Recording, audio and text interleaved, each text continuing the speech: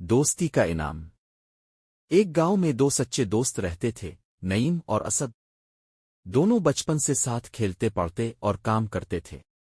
ان کی دوستی کی مثال پورے گاؤں میں دی جاتی تھی۔ ایک دن دونوں جنگل کی طرف لکڑیاں کاٹنے گئے۔ رستے میں ان کا آپس میں کسی بات پر جھگڑا ہو گیا۔ اسد نے غصے میں آ کر نعیم کو تھپڑ مار دیا۔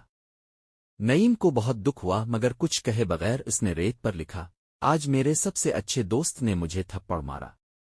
پھر دونوں خاموشی سے آگے بڑھ گئے۔ کچھ دیر بعد وہ ایک ندی کے پاس پہنچے۔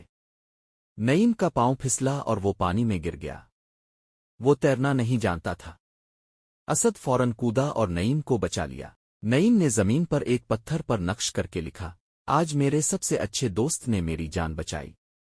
اسد نے حیرت سے پوچھا، جب میں نے تمہیں تھپڑ مارا تو تم نے ریت پر لکھا، اور اب جب میں نے تمہاری جان بچائی تم نے اسے پتھر پر لکھا، کیوں؟